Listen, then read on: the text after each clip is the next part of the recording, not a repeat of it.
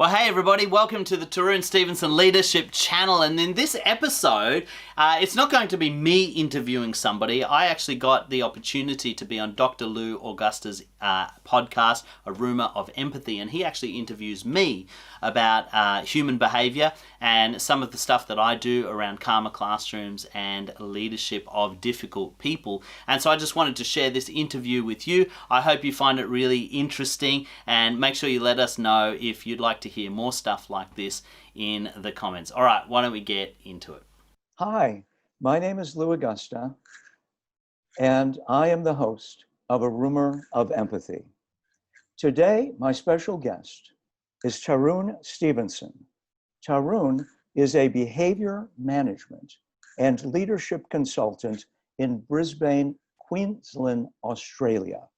He is the author of The 7 Traits of Influential Leaders, which addresses the challenge of taking your leadership skills up a couple of levels, and also of Behavior Management Blueprint, 5 essential strategies for effective behavior management. Tarun started out in education, where he continues to be a force in creating calmer classrooms in schools at many levels, especially including middle school. And he has taken his behavior transformational skills in the direction of leadership coaching in what would be described as a business context. Tarun, welcome to the show. Thank you, Lou. It's so lovely to see you again, and I'm looking forward to our conversation. Well, tell me about yourself. Sure. So I guess that's a funny question, isn't it? I guess it depends on how far back you want to go. But for the sake of your listeners, I'll go back, say, 10 years. All right. I'm a husband. I'm a father. And about 10 years ago, I was a musician and semi-professional, recording, touring. And But what was your instrument, if I may interrupt? Guitar and songwriter. And so for many years, that's how I applied my craft, but it was never something that was easy to break into. And I realized with a young family, I needed to look a little bit beyond that. And so I went back to school in my 30s. I went back to uni and got a bachelor in church ministry. I've always been around churches and church leadership, and that's how I grew up. My parents were in mission work. And so I got into that, but that's not something that you just sort of say, hey, I need a job. Once you've got that bachelor, it's not a job. I mean, this is very provocative. I wanted to let you tell it, but I can't help resisting because go on. My sense is you still are in mission work. Well, I mean, it's true. You're not bringing, in a Christian context, it's not necessarily the evangelist. No, but sure.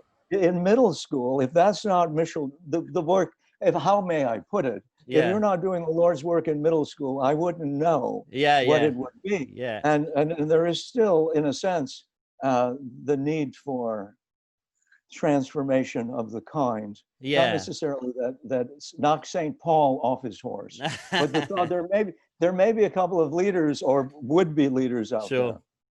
I think you raise a good point, Lou. And this is one of the challenges I had in my 30s in trying to discover myself and my voice and what my purpose in life was. For many years, I believed my purpose was to make music. And then when I found that wasn't a central tenet of what I was doing, and I then did an extension on my bachelor to become a school teacher, because I thought, I've got to pay the bills. I've got to feed my family. And, the church ministry just wasn't cutting it in that capacity, if you like. But one of the things I realized on that journey, and it wasn't an easy journey, I wasn't happy about becoming a school teacher. I wasn't happy. I thought I was being dishonest to my calling, if you like. But one of the things I discovered, and I'm glad you raised it, is that you can fulfill your purpose in many arenas, and it is not so much tied to what you do. It's the heart with which you do it. And the thing that I began to realize in school as a school teacher early on, I was working in low socioeconomic schools, a lot of challenging behavior, a lot of children that came from families that had immense challenges in life. And one of the things I realized is what I cared about was helping people, whether I was playing music, whether I was working in church ministry, whether I was working in a school. I cared about helping people be the best they could be. And I realized that I could do that in any arena. I could do that in a school. I can do that in a church. I can do that in a corporation. And so when I was able to refocus, if you like, the way that I viewed myself, I found I was able to become more effective in a range of different areas. And that, of course, I mean, we'll get into it, but that led me to becoming a consultant with schools in behavior management. Then I moved into the business world, consulting with businesses in leadership. And now I'm actually back in church leadership, and I'm also leading a church. So I've come full circle in many ways and come back to my first passion. But at the same time, I've along the way been able to pick up a number of other areas where I can influence and make change. Well, you made reference there to the transition out of it. So you're this musician, and sensibly enough, you're seeing this as really a high bar, and it's not paying the bills, and you want to provide for your family. A bold statement of the obvious. That's a very good thing to do. Sure. And so you go back to school, and and get into teaching, and you're not sure. Like, I'm going to try to give you back what you just told me, that this is who you authentically are. Yeah. But here you are, in any case, you can make a living. The need for it is great. And you start out as a teacher, and you start out as a beginning, I'm guessing, but I believe from reading some of your biographical stuff, as a middle school teacher. You specialize that's right. in that. And so here you are in middle school, and you're starting out, and I actually kind of know the answer because I was looking at some of your videos on YouTube, but I'm going to pretend that I don't know because the audience doesn't know. Sure. What was that like? Here you are, you're probably young and idealistic, or at least, relatively young and very what happened? Well, look, you're right. I was very idealistic. I'm a fourth generation teacher. My great grandfather was a school teacher. My grandmother was a teacher. My mother was a teacher for 40 years. And so in part, I saw this as, look, I should be good at this. This is in my blood. But when I got into the classroom, it was like a scene from the apocalypse. I didn't know what I was doing. I was just, I've got a story I tell, and I won't tell the whole story, but my first class I had out of university, I was very idealistic. I thought I can make a difference. I was going to be the, To Sir with Love, Sidney Poitier type, Morgan Freeman type character, which brings transformation to their community. And what I was met with was a group of grade 4 students who are, 10 to 11. I was hired because I specialized in gifted learning. And my principal told me this is a gifted class. And I had 7 to 8 kids who were high behavior needs, ranging from ADHD to autism to hearing impairments, intellectual impairments. There was really chronic learning challenges and behavior challenges in that class. And so I was drowning as a teacher. I thought, I don't know what I'm doing wrong here. And 6 months into it, my school principal called me into her office for a review. And she said, Tarun, on paper, you look like a great teacher, but in practice, I don't think you're really cut out for this. And I was shattered. I was really, I was crushed because I genuinely put everything I had into that class and felt like I was drowning. I didn't know what I was doing. I felt like a failure. And fortunately, I had a good mentor who had also been a school teacher. And he said to me, look, it takes a few years to feel confident as a teacher.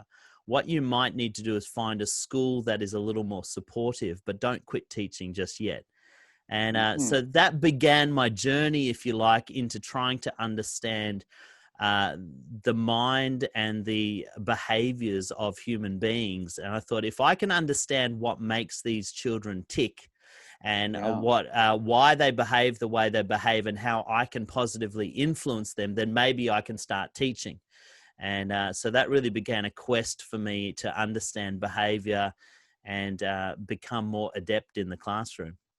Well, what did you actually do? Did you go back to school yourself? Did you, I'm really actually I mean, it's an open-ended question. Yeah. I mean, because I know at some point you took your game up a couple of levels. What, if you can, I mean, the audience and Bo, I mean, would benefit. What happened, if you can? I mean, it may be just like the College of Hard Knocks, but Yeah. what can you pinpoint a couple of lessons learned, if you will? I did what any sane person would do, Lou. I went back to university and I did an honors degree in theology. And okay, I mean, turn to the Lord. I mean, we need a miracle here. I mean, but at the same time, I had to pay the bills, so I became a substitute teacher. And one thing, if anybody knows anything about substitute teachers, pretty much the only thing substitute teachers do is crowd control. Your job is to keep the class from rioting for 6 hours. And if you can get through the day and not have anybody dead, then you've done well. And so being a substitute teacher, I got the worst of the worst, but at the same time, I was educating myself. I was reading books. I was taking courses privately on how do you manage children in high intensity behavior situations. And so then I just started to practice in these substitute roles, because as a substitute teacher, I didn't have to worry about whether the curriculum was taught completely, whether I was assessing them, or whether they were even making the grade. The only expectation on me as a substitute was keep them under control.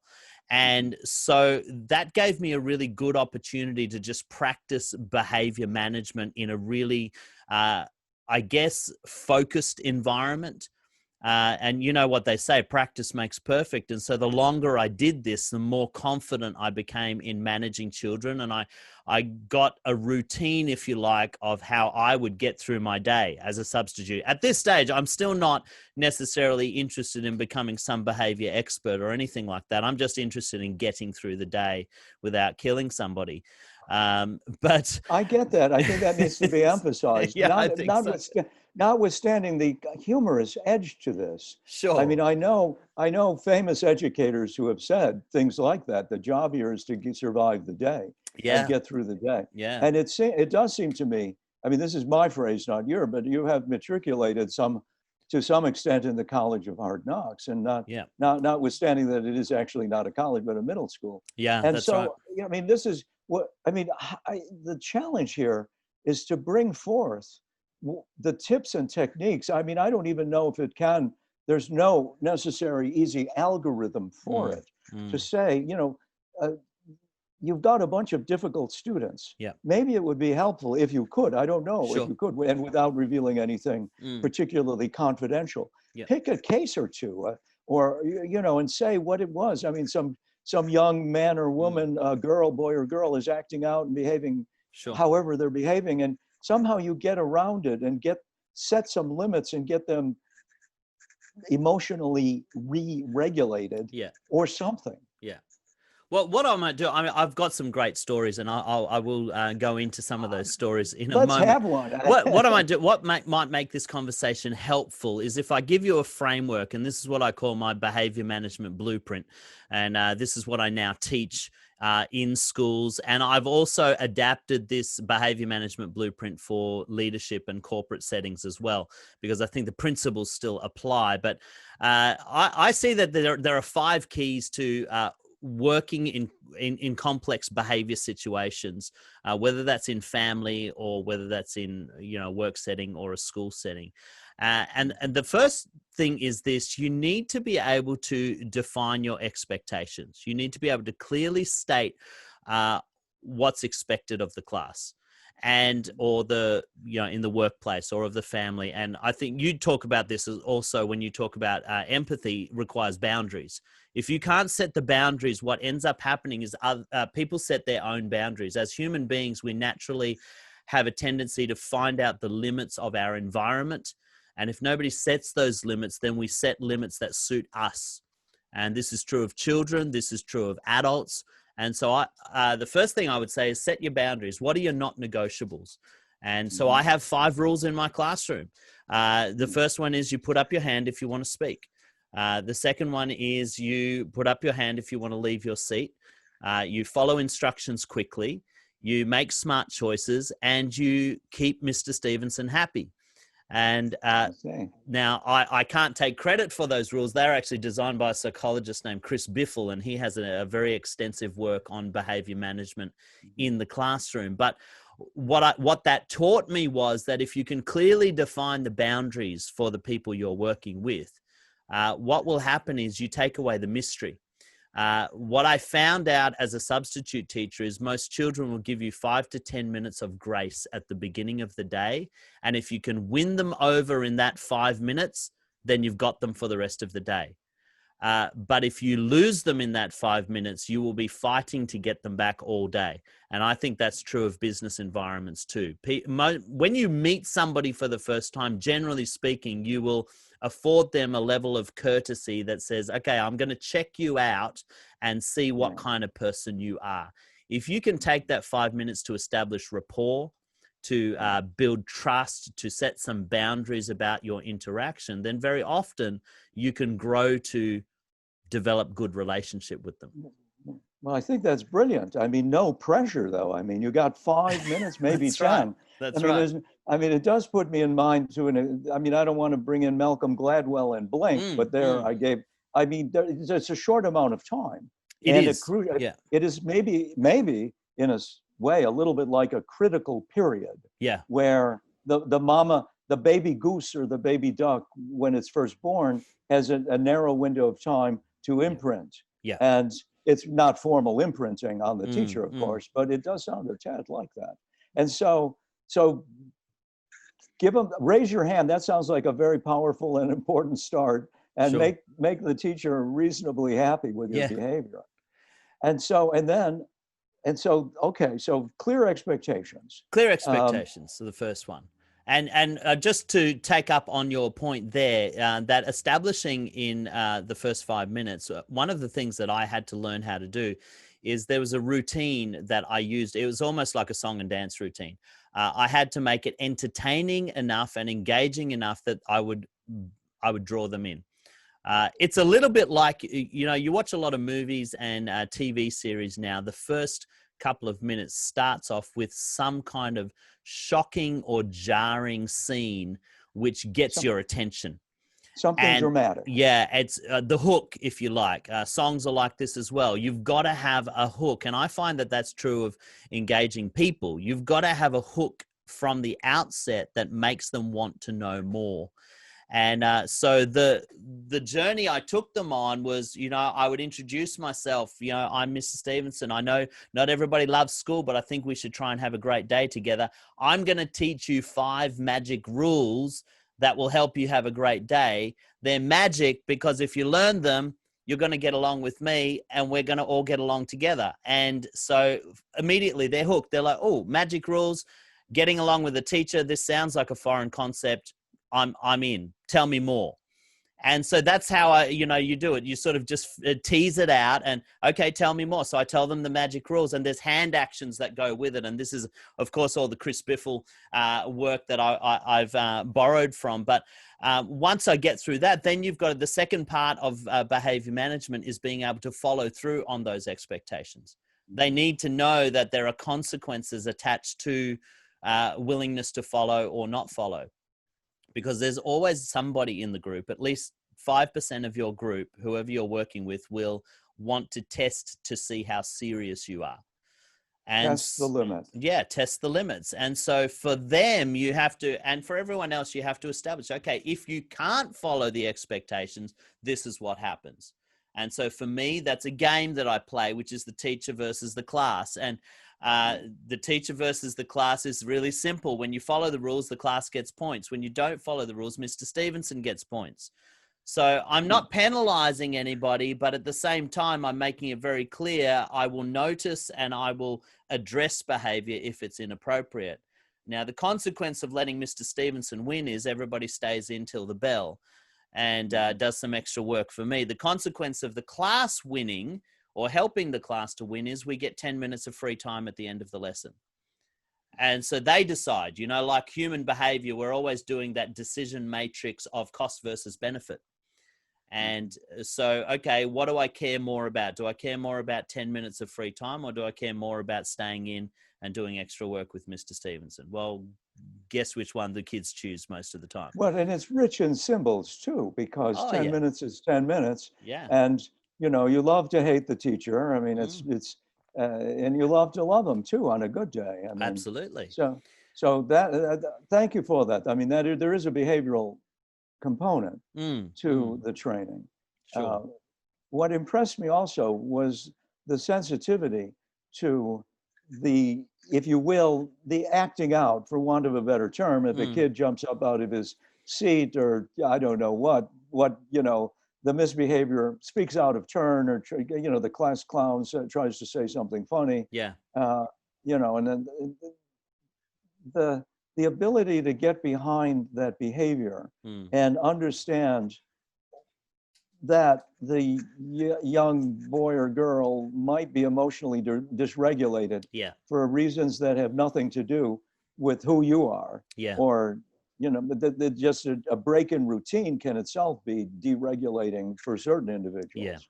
I saw you as homing in and helping the teacher, whether new, old, or in between, I mean, to get their head around this behavior and behave in such a way to help give back to the student some of this emotional regulation. And to understand, I think I was reading about in some of your writings, to understand the function of behavior. Yeah. And I think that's such an important part of what we're talking about, is that understanding that all behavior has a point. Behavior is not the point, it's a symptom of something else. And I see it as behavior as a communication tool. They're trying to tell you something. It's your job to figure out what that is. And so if we're working with emotionally dysregulated people, as you put it, you've got to take a step back and ask yourself why. Why are they doing what they're doing? Is it for attention? Are they in a mode of trying to control the situation?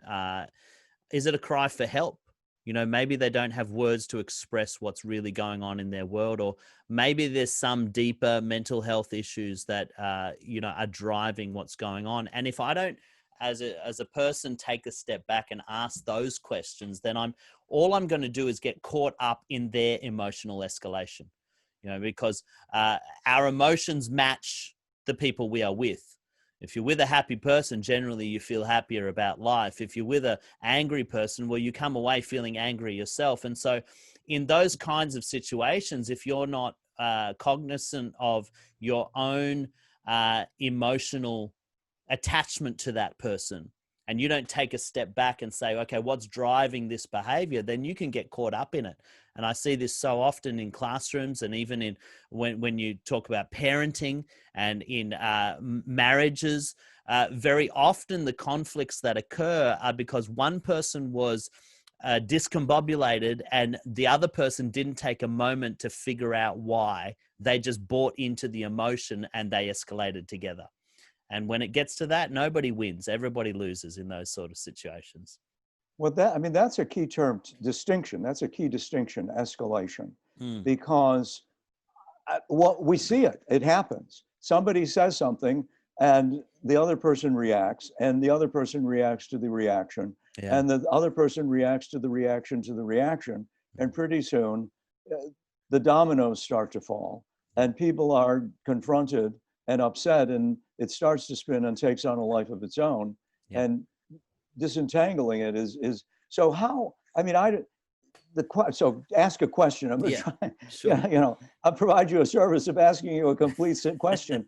What is can you give me some guidance on how to interrupt the process of escalation before it gets going and takes on a life of its own? Is it even possible to do so? I don't want to, I mean, or I think it is, but you know, can you give me some guidance here? Yeah, I think it is possible. And I think it starts with you as the individual. You have to start up here. If you can't manage your own thought processes and manage your own emotional responses to situations, then you're going to find yourself caught up in that reactive behavior very quickly. I'll give you a story because I think this will illustrate the point quite well. When I was a fairly new teacher, it was probably my second year of teaching. I came to a school in an area of Brisbane called South Logan.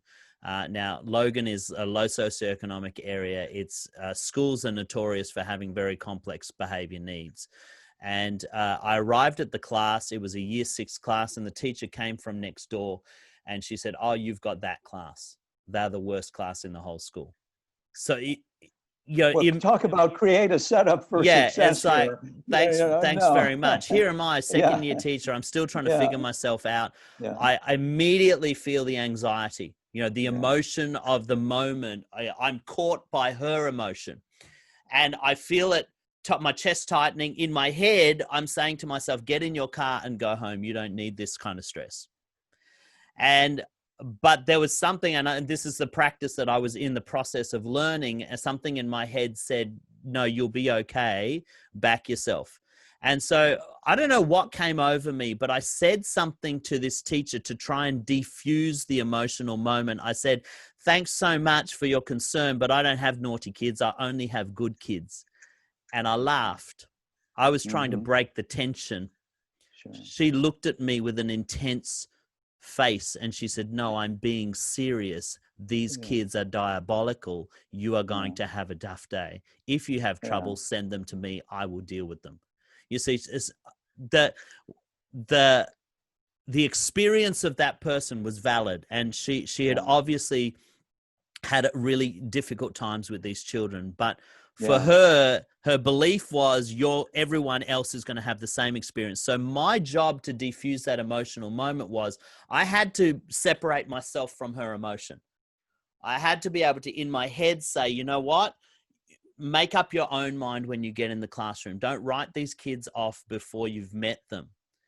And so I went into the class, and almost on cue, 3 girls turned up early. And I'm not making this story up. This is why I love it so much. Is these girls said, "Sir, are you our teacher today?" I said, "Yes." And they said, "This is the worst class in the whole school." I said, "Well, girls, thank you for your concern, but you got to understand something about Mr. Stevenson. I don't have naughty kids in my class. I only have good kids. We're going to have a great day today."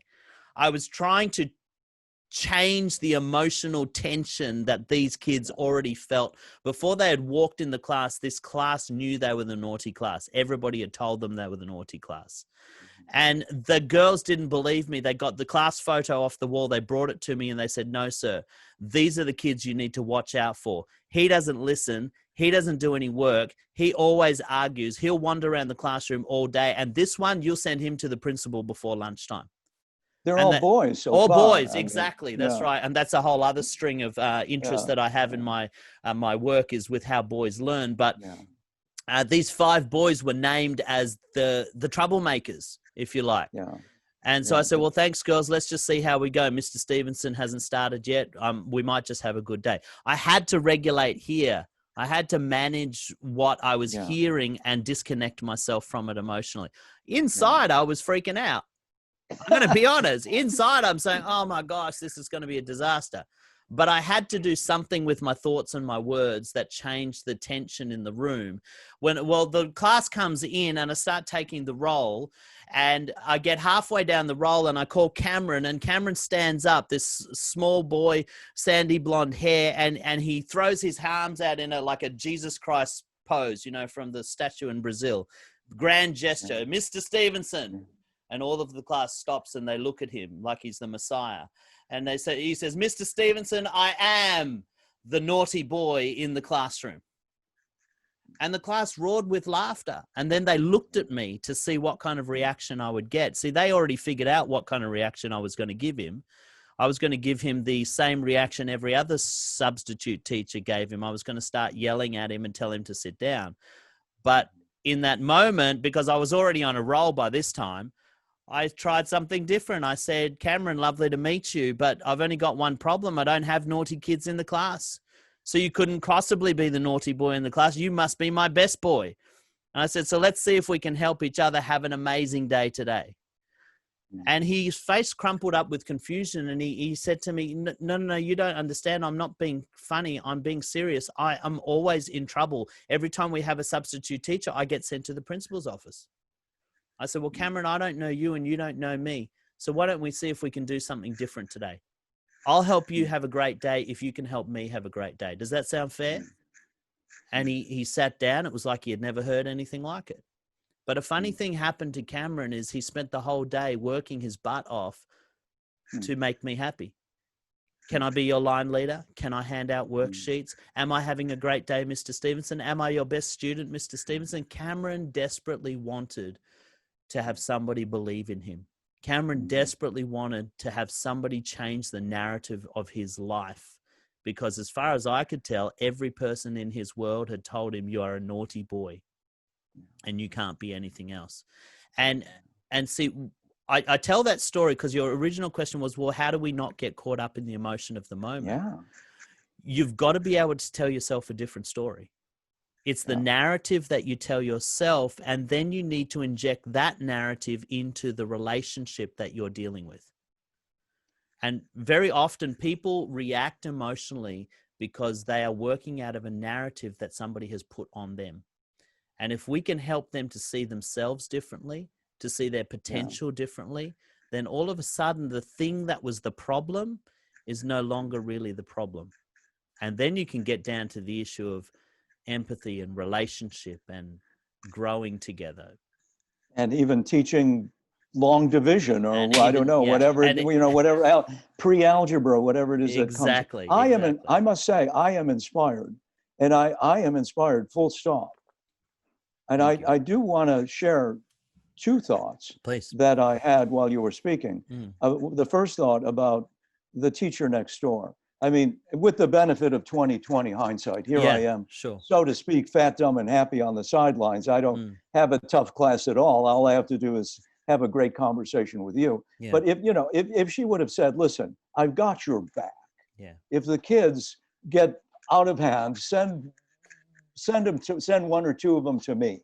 That would have been genuinely helpful. Sure. Maybe that's what she was trying to say. I think that's what she was trying to say, but at the same time, expressed it in a way that was quite negative. Quite not a setup for success. We wish to create, which is what you managed to do. To create a setup for success. Your narrative was, I have the students in my class, I have great classes. Well, you're naughty this, naughty that. I don't get that. We don't have naughty kids here. We have great workers, students.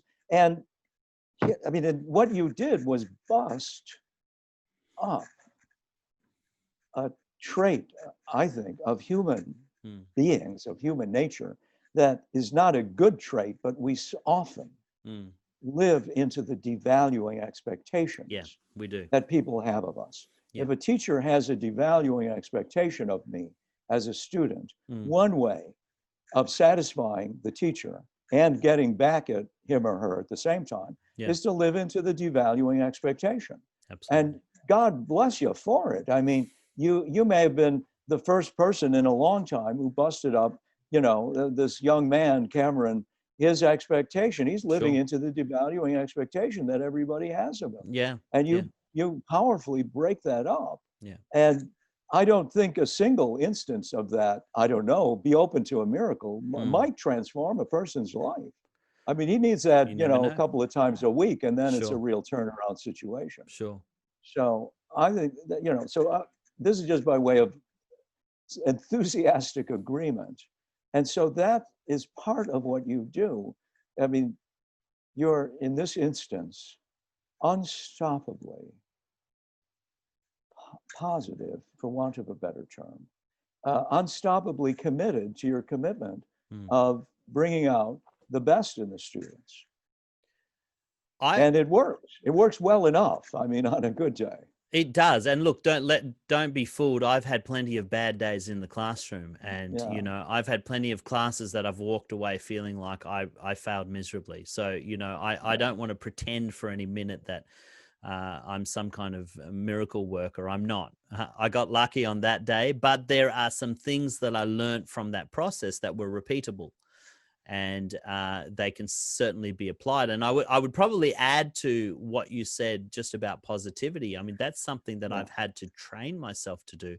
I am a naturally cynical person. And when I was younger, I tended to take a fairly bleak view on life.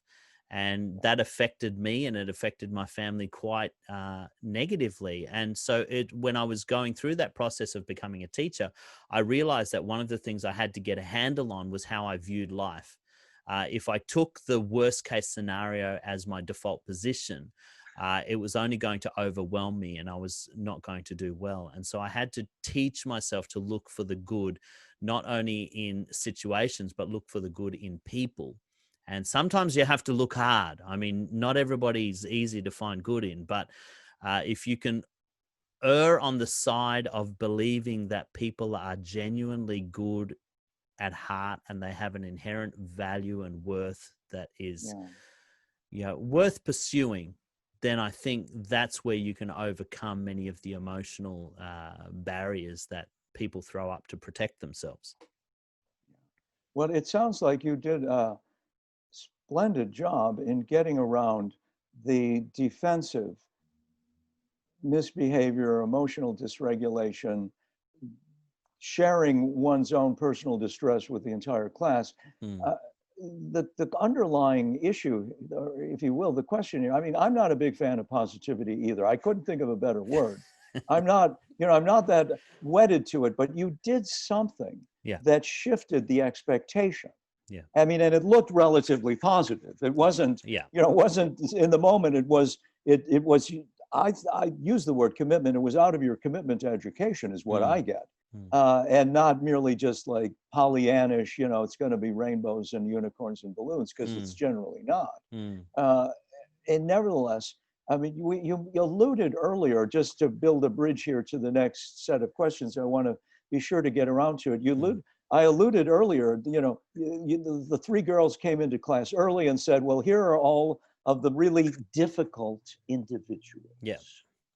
This is a class, and they were all boys. Yeah, they're all boys. That's right. It just coincidentally, the girls might be difficult in a different way on a different day, and we can schedule a conversation for that, just as if for equal time. But in this particular class, they have, I mean, there is, there's truth to that too. Yeah. Sometimes There's boys have a different way of expressing their suffering. They certainly and whatever it is they're dealing with.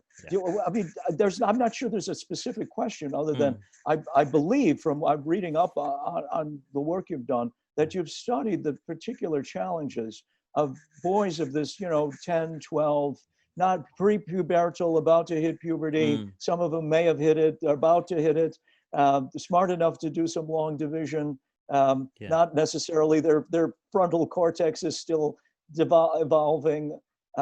What can you say about the special needs of educating boys? I think this is an important look subject.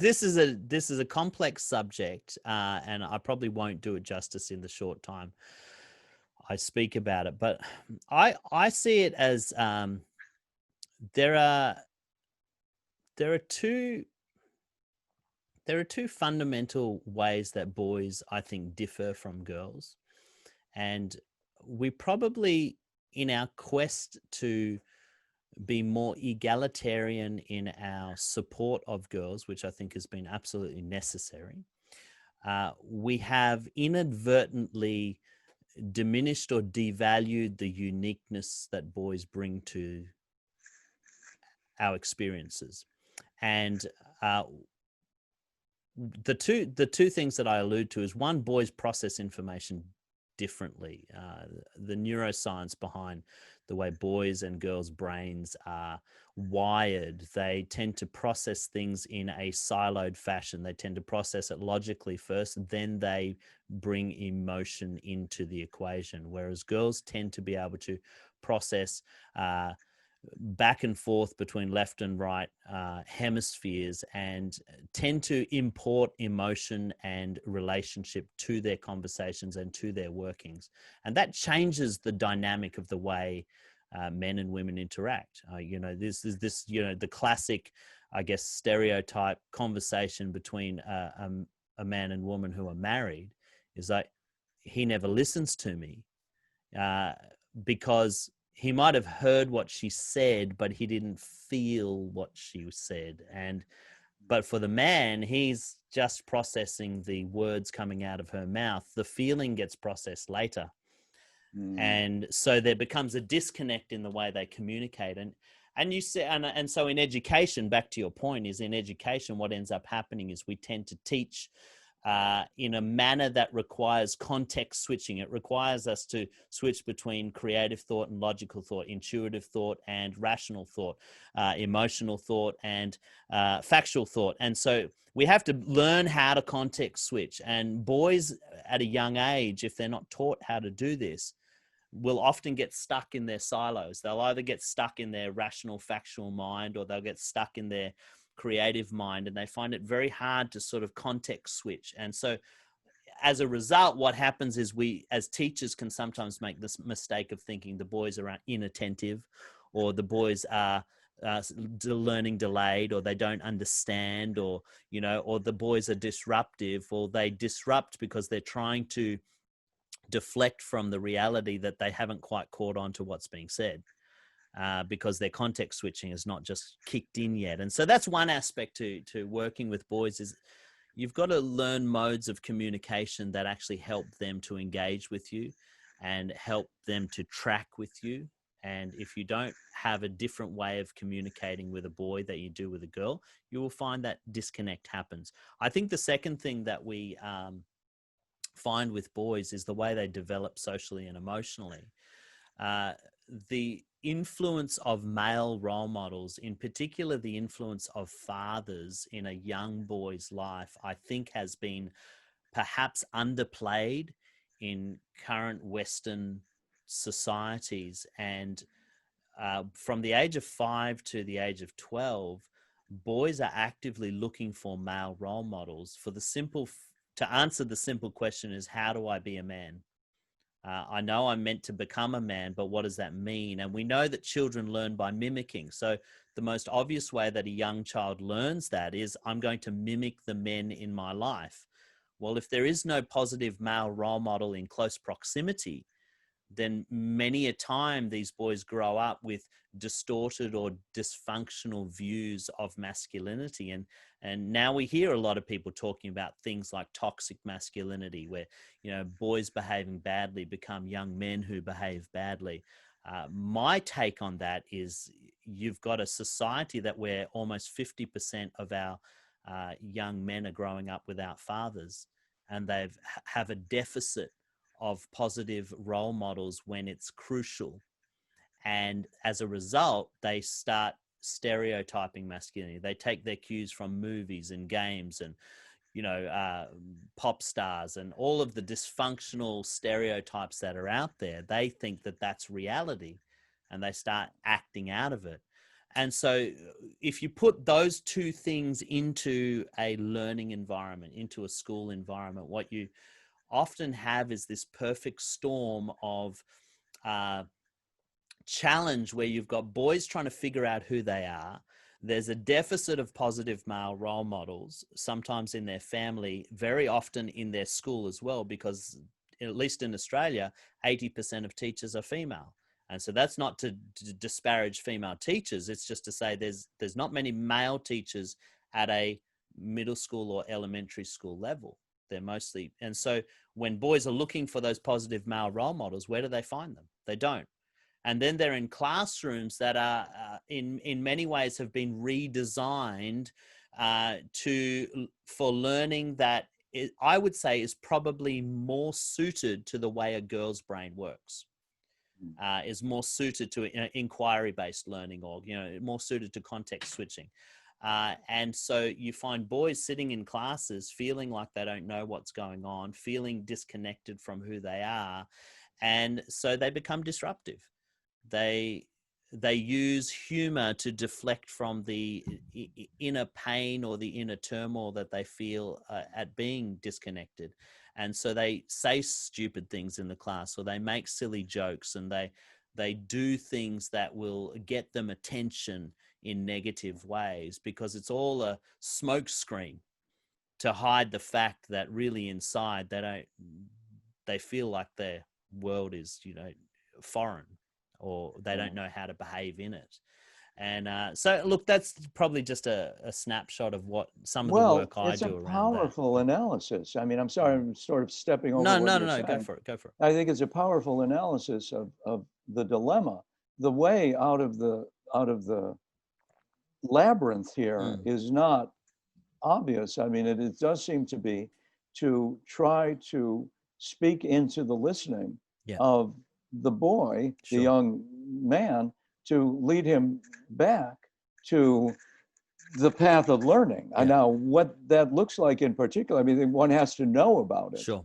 I mean, it does actually require to fix the community at some level. I mean, you Oh, can't sure. just Sure. you can't just have an individual solution, although that is helpful when it Yeah. occurs. Yeah. Um, No, so I think you're right. There's there's deep fractures within the way our communities are structured that do contribute to this problem, and they're yeah, not easy fixes. I mean, these are yeah, complex problems. But what I would say at a very surface level, there is probably one fix that's actually much easier than most people realize, but can have probably the most profound effect.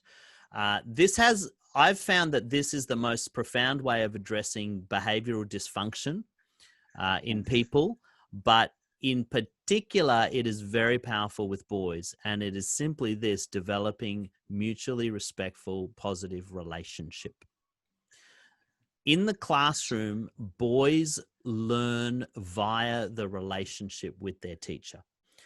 So what researchers have found is that if a boy has a positive relationship with his teacher, he can almost always overcome the other dysfunctions in his life.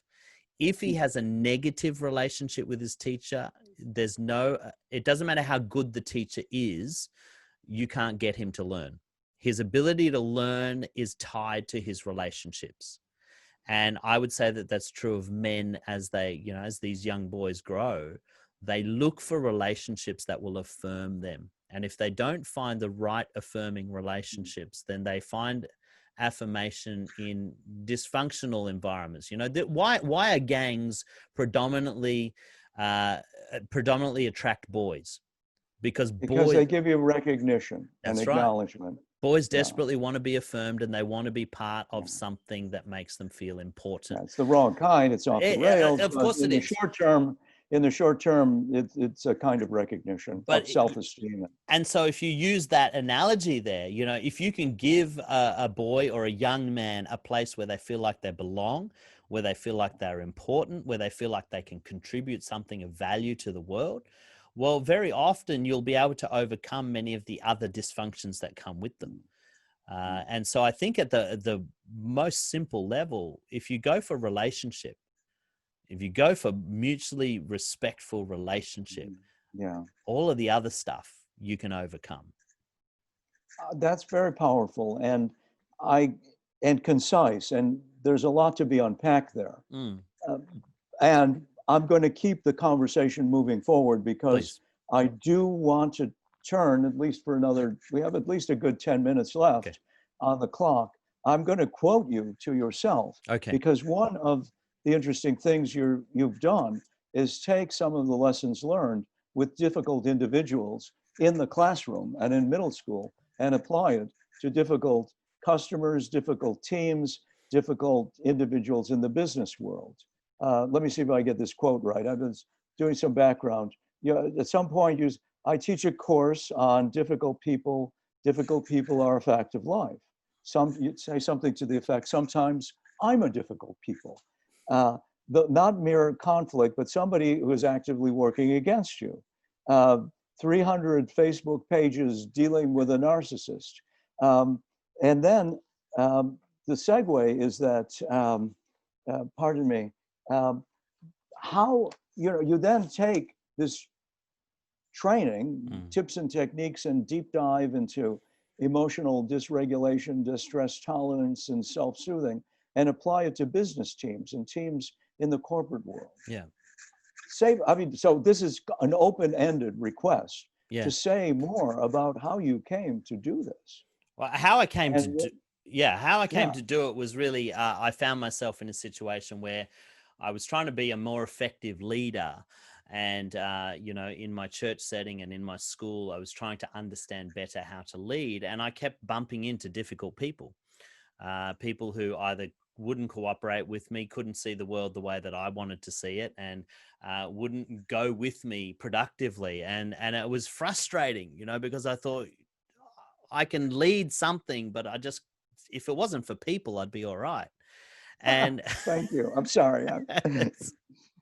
Perfect. I mean, yeah, I you know, got it. No, I mean, yeah, I got but it. Yeah. so part of it was the journey of me trying to figure out how to be a more effective leader myself. But what I started to realize is, as I started to develop this skill set with managing children, I started to realize that, hang on a second, many of the dysfunctions we see in adults are just carryovers from their childhood. You know, people still crave relationship when they're adults. People still get hurt and operate out of their hurt and their dysfunction as adults. And so if I can learn to set boundaries for the people I work with, help them to know my expectations, follow through in a mutually respectful way, and develop positive, strong relationships with these people, then maybe, just maybe, they might come to the party and start cooperating and working with me. And as it turned out, as I was started working with schools, coaching teachers in behavior management, many a time the principal would in jest say to me, "Do you have any courses on how to manage difficult teachers?" Mm-hmm. And the light bulb went on, and I thought, I wonder if we could take what we've learned here and transplant it into the leadership world. And so that's really where I've been working at the moment. I still do my behavior management teaching in schools, but I've also been branching out into corporate and business and education sectors, where I work with their leaders as well on how to manage conflict and how to manage difficult people in those kinds of environments. Very powerful. And I think, you know, the cliche, I mean, I can't resist the cliche. It turns out I'm talking with a grown up, or I'm, and who is it that's talking? Is it my inner 8-year-old, my inner 10-year-old? Yes. I mean, grown up men have father hunger, and don't realize it, and it's running their lives, and in some cases not in a positive way. And so this is just by way of agreement. I mean, it you know, it's almost, I mean, it's like almost a Jungian cliche, but it's the inner child that lives on in us. Well, we may, at least on a good day, try to distinguish, because nobody wants to be actually called a child. It doesn't land right. No. But I think there's something powerful about recognizing that, though. Yeah. You know, when you have enough self-awareness to say, actually, you know what, the way I've been behaving is more like my teenage self rather than the 45-year-old that I am. You know, I was sitting with a good friend last night, and we were talking through some of the challenges he was having, and I said something to him. You know, I just made a statement about what he was processing, and it was like a light bulb went on, and he said, "Oh my gosh, I'm behaving like a child." You know, he had that realization that the behavior was coming from a place of dysfunction that really harked back to his childhood. And you know, I think we're all like that. If we're honest with ourselves, we all have moments when that inner child becomes the driving and gets in the driver's seat. And well, I want the openness of the child. I want to be have a beginner. I want to have a beginner's mind. And accept and tolerant and take guidance. But less positive. So that's positive, but less positive is a temper tantrum. Right. I would say that's the inner child. There is like, if I can't get my way, I mean, I don't stamp my feet a lot, or at all. Nevertheless, there are trade-offs, and I think the challenge is to integrate. I mean, part of the coaching and part of the guidance and part of the leadership training that you do. I mean, I don't want to put words in anyone's mouth, but it seems to me to lead people in the direction of their better selves. And one of the things you do say, so I'll continue quoting you to yourself. You're writing and talking about great leaders, I quote, have control over their emotions. Great leaders have control over their emotions. What one what can one do? But I mean, so, okay, great, I got that. And there, when I don't have control over my emotions, things can rapidly go off the rails. We were talking earlier about escalation. Yep. The dominoes start falling. It takes on a life of its own. There's breakdowns in communication. When that occurs, agree, we need control over emotions. How can I gain that or regain that when it is at risk of being lost? Any guidance for us in that regard? I think one of the things that really helped me, and look, if there's a neuroscientist listening to me, they might say, I've got this all wrong, but this is how I understand emotions and the way my brain works, or the way our brains work. And it seems to bear out in practice. We have the amygdala, which is our instinctive part of our brain: fight, flight, freeze, those classic reactionary stances that usually put us into some kind of conflict. The fight, flight, or freeze responses are controlled by emotional impulses. The problem with emotions, and this is what the light bulb moment for me was, is emotions don't have language. Emotions feel, but they don't necessarily think. I feel sad, I feel happy, I feel angry, I feel scared, and based on my feeling, I will trigger a self-defense mechanism. I'm going to get ready to fight, I'm going to run away, or I'm going to shut down. Now, we see this in the animal kingdom. An antelope feels fear when the lion appears and it runs. It has that deep emotional and instinctive connection. Dogs do this. Probably one of the things that distinguishes human beings is we have another faculty that enables us to observe our emotions and to process the data that's driving that emotion. And that's our prefrontal cortex. And that process there is where I think we can really gain control of and manage our emotions, is learn to tell yourself better stories about your emotions. What we normally do is we tell ourselves stories based on how we feel, rather than telling your emotions a different story. Because somebody didn't invite you to a party, if you're an emotionally unregulated person, you may tell yourself your story, everybody hates me, I'm a loser, nobody wants to be my friend. You could, on the other hand, with your prefrontal cortex, tell yourself a different story. Well, maybe they didn't invite you because they had a number limit because of COVID.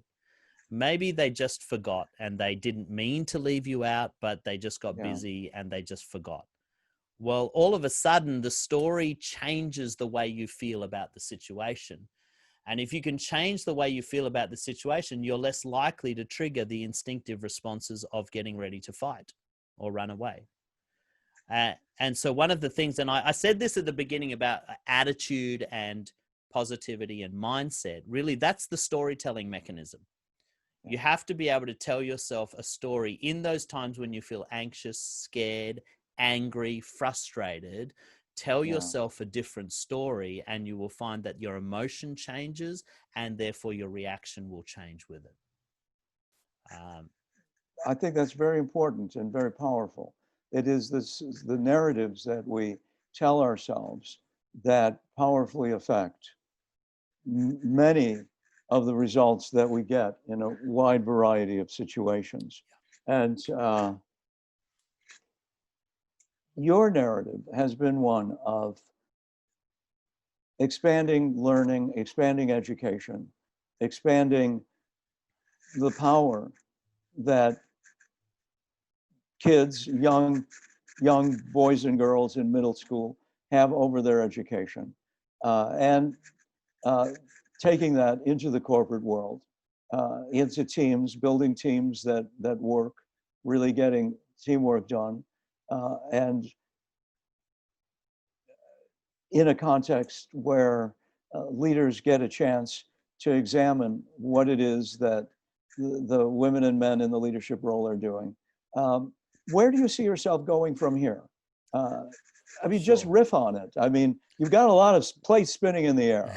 What's next for Tarun Stevenson? What would you, where you, I mean, it's clear you're a significant contribution individually in the community. Where do you want to take this this call it a project of not just calmer classrooms, but calmer teams, more effective teams, businesses that work for the stakeholders and the customers both. Where are you all going? Look, I'm going in a few different directions at the moment, and sometimes that's okay. I feel a little bit split in the Karma Classrooms and my leadership development consulting has, because of COVID, we've really moved online significantly. So I've converted a lot of my live trainings into video courses, and because I still have people inquiring about the training, but I can't get out there, and so. Recently we've just released Understanding and Educating Boys. We've got a Behaviour Management Essentials course. I've also got a Leading for Success Mastery course where I teach leaders on managing behavior and dysfunctional team members as well. So there's a number of online courses that we're focusing on. I'm writing a book at the moment. So hoping to get that out in the next couple of months. Working title, would you share the working title with the listening audience? Working title. I'm actually writing parallel books. I'm writing one for education, one for leadership, because they use the same concept. So Karma Classrooms is the one for education, and the other one is Karma Leadership, and how to lead difficult people without losing it. And so that's just a time frame. I mean, I won't hold you to it. No. When should we look for finding this on our favorite online bookseller? Look, in an ideal world, I'd like to have it out before the end of the year. But there's nothing ideal about this year, so who knows? There are a number of jokes which we won't go to at this point. That's right. Yeah. But look, I'll definitely keep you posted once it's looking like I appreciate that. Released. I mean, that's about all the time we have for today, Tarun. A rumor of empathy is no rumor. In the work Tarun Stevenson is doing, empathy lives in the work you're doing, Tarun, in the calmer classrooms, calmer teams, calmer leadership, and expanding authentic leadership. Thanks for joining me. Thank you, Lou. It's been an absolute pleasure. Hey, thanks so much for tuning in. I hope you got a ton of value out of that episode. Don't forget to let us know what you thought in the comments, and if you have a topic you'd like us to cover next time, we'd love to hear from you. If you know anyone that would benefit from the content that we produce, please like and share this channel, and we look forward to having you next time on the Tarun Stevenson Leadership Channel.